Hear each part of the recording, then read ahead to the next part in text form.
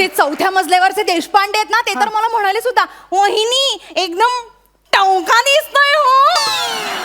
मग ती साडी कशाला परत केली तुम्ही? अहो काय करणार, त्यांच्या बायकोने नेमकं तेव्हा त्यांना पाहिलं आणि मग टवका उडाला ना त्यांचा. मग ती साडी ठेवून द्यायची होती तुम्ही. अगदी मनकवडे आहात हो तुम्ही. मला पण ना अगदी हेच वाटत होतं, पण मी विचार केला बाई बाई नको नको नको नको असं कसं करणार. ऑलरेडी सगळे पुरुष माझ्या एवढे प्रेमात पडले, त्यात मला कोणी प्रपोज केलंच आणि डळला माझा तोल. मग आमचं चुकून झालं, मग येणाऱ्या ची जबाबदारी कोण घेणार?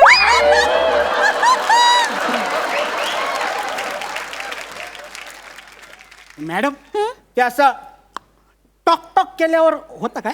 नाही नाही, नुसतं टॉक टॉक करून नाही होत, दोन्हीकडून झालं तर होतं.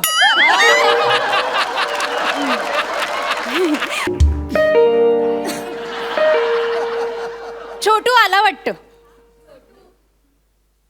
शोर शॉट सांगतो, आता ही बाई आतमध्ये ना साड्यांची घडी घालत बसलेली असेल. प्रसाद दादा काय सांगू तुम्हाला, अहो गेले 30 दिवस या बाईचं हेच चाललेलं आहे. ही बाई काय करते माहितीये काय, आमच्या वेबसाईटवर ना ऑनलाईन साड्या मागवते, दिवसभर वापरते आणि दुसऱ्या दिवशी रिटर्न करते. आईच्या गावात डोक्याला शॉट झालाय माहितीये. एकतर माझा एवढासा जीव, मी एवढ्या लांब नाही येतो इथपर्यंत फक्त साडी द्यायला आणि दुसऱ्या दिवशीची साडी रिटर्न न्यायला. आता मला सांगा, मी जर हे रोजच करत राहिलो तर एक दिवस मी एवढा झिजन की हे बूट पण मला पुरतील राहायला. पण प्रसाद दादा सांगतो तुम्हाला, आज हिचा निकाल लावूनच जाणार मी. बस आशीर्वाद असू द्या. छोटू बाहेरच राहिला. Good afternoon. Good afternoon madam. Madam फर्मास चहा टाका फर्स्ट क्लास, आणि हो माझ्यासाठी आंघोळीला पाणी पण ठेवा, अर्धी बालडी. काय चाललंय? नाही तुम्ही काही टेन्शन बिन्शन घेऊ नका, काय माझ्यापासून तुम्हाला काय धोका बिका नाही. तुम्हाला काही जमणार आहे का?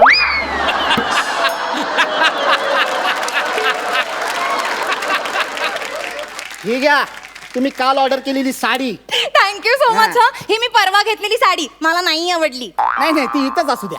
काय उद्या मी जेव्हा इकडनं परत ऑफिसला जाईन ना, तेव्हा दोन्ही एकत्रच घेऊन जाईन. इथून म्हणजे मी इथे राहायला आलो आहे. इश, रोज रोज माझा स्माइल बघून माझ्या प्रेमात पडलात की काय? अगं बाई, प्रेमात वगैरे नाही आहे, पण कोड्यात नक्कीच पडलेलो आहे. ह्याला अशी कशी बाई असू शकते? एक दिवस आधी साडी मागवते आणि दुसऱ्या दिवशी रिटर्न करते. आता मी काय करू, मला कुठली साडी पसंतच पडत नाही. मग जी साडी पसंत पडत नाही ती घालून मिरवता कशाला? मी कुठे मिरवते? मॅडम खोटा बोलायचं नाही, खोटा बोलायचं नाही. आम्हाला सगळं कळलेलं आहे. तुम्ही जगता या जगामध्ये, पण श्वासोच्छवास घेता सोशल नेटवर्कवर. तुम्ही अपलोड केलेले सगळे फोटो आम्ही बघितलेले, समजलं ना? पाणीपुरीच्या स्टॉलवर बोलू नका, लग्नात म्हणू नका. त्या बारशाला गेला होतात ना, तेव्हा सुद्धा आमचीच साडी घालून तो चिवडा आणि लाडू खात होता तुम्ही. आणि तीच साडी मला नाही आवडली म्हणून परत सुद्धा केलेली आम्हाला. आता मी काय करू? तुम्हीच म्हणता ना की आधी साडी ट्राय करा, नाही आवडली तर रिटर्न करा. आता मी तेच करते. आता कसं आहे प्राजक्ता ताई, आता साडी अशी 4 चौघात गेल्याशिवाय किंवा असं ऊन वारा लागल्याशिवाय साडी कशी आहे नेमकं कसं कळणार? अरे पण मी म्हणतो कशाला हवाय साडीला ऊन वारा पाऊस? नवऱ्यालाच घालून दाखवायची आहे ना. नाही, माझ्या नवऱ्याला नेसलेली साडी आवडली ना की मग मला ती पुन्हा नेसावी लागते.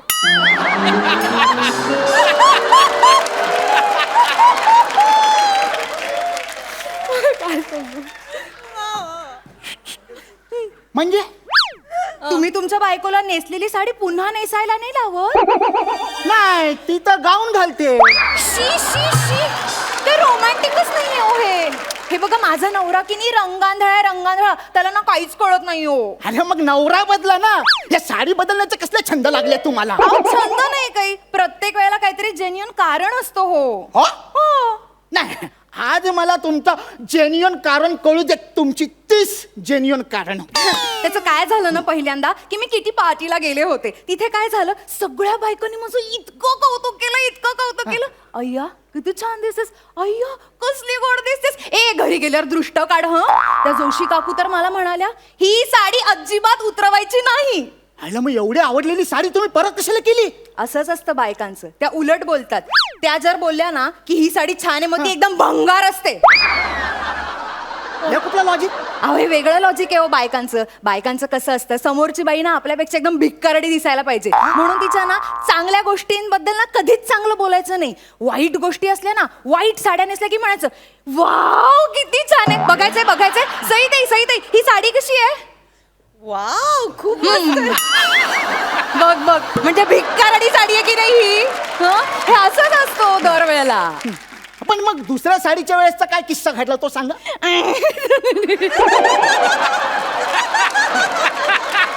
चला बाई, गळ केलीत ना, आता गोट्या खेळूया. अय्या अय्या, चला चला. अहो गोट्या कसला खेळायला बसलाय? इकडे काय गोट्या खेळायला आलोय मी? साडीचा किस्सा सांगा ना. त्याचं काय झालं, दुसऱ्यांदा जी मी साडी घेतली ना, ती त्याबद्दल ना कोणीच मला काही बोललं नाही. म्हणजे ती साडी नेमकी चांगली होती. ती सगळ्या पुरुषांना इतकी आवडली ना की अय्या वहिनी वाव असंच म्हणत होते सगळं. म्हणजे वॉचमन लिफ्टमन सगळे एकदम हे काय? असे असे सगळे बघत होते. ते 4थ्या मजल्यावरचे देशपांडे आहेत ना, ते तर मला म्हणाले सुद्धा वहिनी एकदम टवका दिसतोय हो. आईला मग ती साडी कशाला परत केली तुम्ही? अहो काय करणार, त्यांच्या बायकोने नेमकं तेव्हा त्यांना पाहिलं आणि मग टवका उडाला ना त्यांचा. आईला मग ती साडी ठेवून द्यायची होती तुम्ही. अगदी मनकवडे आहात हो तुम्ही. मला पण ना अगदी हेच वाटत होतं, पण मी विचार केला बाई बाई नको नको नको नको असं कसं करणार. ऑलरेडी सगळे पुरुष माझ्या एवढे प्रेमात पडले, त्यात मला कोणी प्रपोज केलंच आणि डळला माझा तोल. आणि मग आमचं चुकून झालं, मग येणाऱ्या ची जबाबदारी कोण घेणार.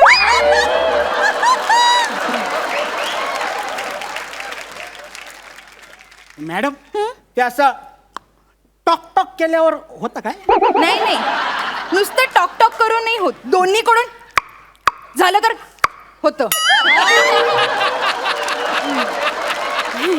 मागच्या वेळेला ना मी असाच प्रयत्न केलेला करायचा, पण नाही जमलो. का का?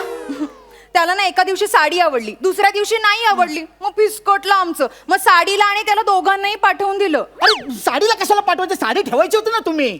असं कसं साडी बघून मला त्याची आठवण आली असती मग. आईला काय भाई आहे? ओ मॅडम, तुम्हाला कळतं का, तुमच्या या फालतूगिरीमुळे ना माझे लय प्रॉब्लेम झालेले आहेत. काय तुमच्या बाजूच्या सोसायटीमध्ये ना माझ्या बायकोची हा म्हणजे मैत्रीण राहते, मैत्रीण.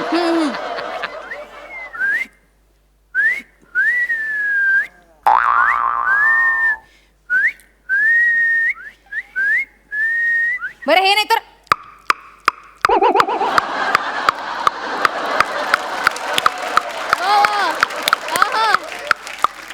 मॅडम, तुमच्या स्किट मधले पंचेस सोडून बाकी सगळं लय जोरात वाजतंय.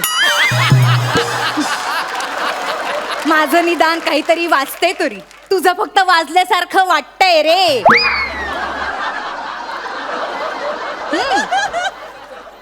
हो, पण मी असं ऐकलंय की काढलं तर दोघांना काढतात.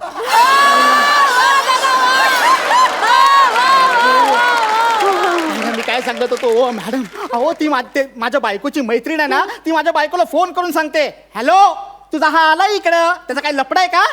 मॅडम, अहो माझ्या बायकोला संशय यायला लागलाय हो चायला, आणि त्यातला तो माझा बॉस. त्याला सांगतो बाबा दुसरा कोणाला तरी पाठवतो, तो पण ऐकत नाही. अहो मी कस्टमर केअरला फोन करून रिक्वेस्ट केली की तुम्हालाच पाठवायचं म्हणून. अरे मीच का म्हणजे रोज असा वेगवेगळा पुरुष घरी येतोय म्हटल्यावर समाज काय म्हणेल माझ्याबद्दल. ओ बाई, एका साडीमुळे तुमचं टक होत, तुम्ही कसला एवढा विचार करताय? बाईची अब्रू म्हणजे काचेचं भांड असतं, जपावं लागतं. तुम्हाला नाही कळणार. त्याचं काय आहे की तुम्ही येता ना, म्हणून मी सगळ्यांना सांगून ठेवले की माझा छोटू भाऊ येतो, तुम्ही पण सगळ्यांना सांगा मोठू बहीण आहे म्हणून दी.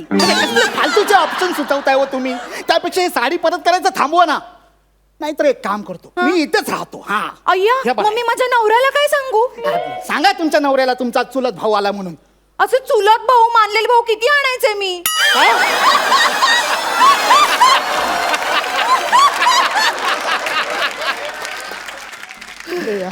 या बाईला कसं समजवू मी? ओ बाई, बाई एक काम करा ती साडी जरा इकडे द्या. ही हा ही तुम्हाला आवडलेली नाही ना, परत नाही करायची नाही ना? शी अगदीच घाणेरडी आहे. घाणेरडी आहे ना. बघूया जरा ही साडी काय झालंय तिच्यात. एक मिनिट हा धरा जरा अशी एकदम घट्ट धरा. हा. हा टाईट.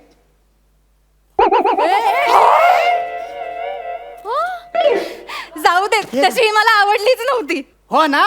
फटे हुए कपडे हम वापस नहीं लेते. ही आयडिया मला आधी का नाही सुचली मॅडम. आता परत तुम्ही मला परत साडी करायला बोलवलं ना, तर मी तुमच्या सगळ्या साड्या फाडून टाकणार.